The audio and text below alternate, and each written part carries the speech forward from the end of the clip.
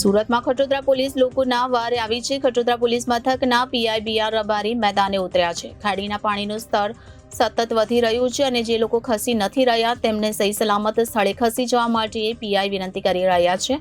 ખાડીનું જળ લેવલ સતત વધી રહ્યું છે અને આવી સ્થિતિમાં મહિલા અને બાળકોને સહી સલામત સાથે લઈ જવા સૂચના ખટોદરા પીઆઈ બીઆર રબારી આપી રહ્યા છે અને તેમણે કહ્યું કે જો તમે નહીં ખસો તો તમને બળજબરીથી ખસેડવામાં આવશે, કારણ કે લોકોના જીવ પોલીસ માટે મહત્વના છે.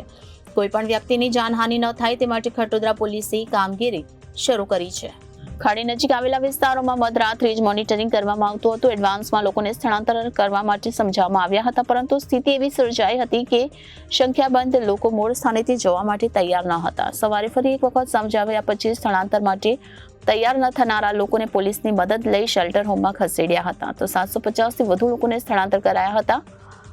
મીઠી Khadi, Sarthana community hall, Limbayat, Varachha A, Varachha B અને અઠવામાં round the clock monitoring system ઊભી કરી હતી અને અહીં હકીકતમાં કઈ કઈ સુવિધા ઉપલબ્ધ કરાવવા તે અંગે સમીક્ષા કરી હતી. જ્યાં ફૂડ પેકેટની જરૂર હતી ત્યાં ફૂડ પેકેટ, પાણી, મેડિકલ ટીમો તૈનાત કરવામાં આવી છે. 5-6 ફૂટ પાણી ભરાતા લોકોએ કેશ ડોલ અને સહાયની પણ માંગણી કરી હતી. તો આ બાબતે કલેક્ટર સાથે પણ ચર્ચા કરી હતી અને રેડ એલર્ટ હોવાને કારણે હજુ પણ ખાડીના લેવલનું 24 કલાક મોનિટરિંગ કરવામાં આવી રહ્યું છે. ખાડીનું પાણી ઝડપથી ડિસ્ચાર્જ થઈ શકતું ન હોવાને કારણે પૂરની પરિસ્થિતિ સર્જાઈ છે. ઉપરાંત ઉપરવાસમાં વરસાદના કારણે પણ ખાડી નજીકના વિસ્તારોમાં પાણી ભરાઈ ગયા છે અને કોઝવેનું લેવલ પણ સતત મોનિટરિંગ કરવામાં આવી રહ્યું છે.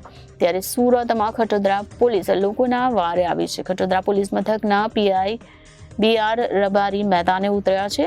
એક તરફ ખાડીના પાણીનું સ્તર સતત વધી રહ્યું છે, તો જે લોકો ખસી નથી રહ્યા તેમને સહી સલામત સ્થળે ખસી જવા માટે પીઆઈએ વિનંતી કરી હતી. આવી સ્થિતિમાં મહિલા અને બાળકોને સહી સલામત સાથે લઈ જવા માટે સૂચના આપવામાં આવી હતી, કારણ કે ખાડીનું જળ સ્તર સતત વધી રહ્યું છે. તો ખટોદરા પીઆઈ બીઆર રબારીએ કહ્યું કે જો નહીં ખસો તો તમને બળજબરીથી ખસેડવામાં આવશે અને લોકોને જીવ પોલીસ માટે મહત્વના છે. તો કોઈ પણ વ્યક્તિની જાનહાનિ ન થાય તે માટે ખટોદરા પોલીસે કામગીરી આરંભી છે. Reporter Hitesh Prajapati, Janadesh news, Surat.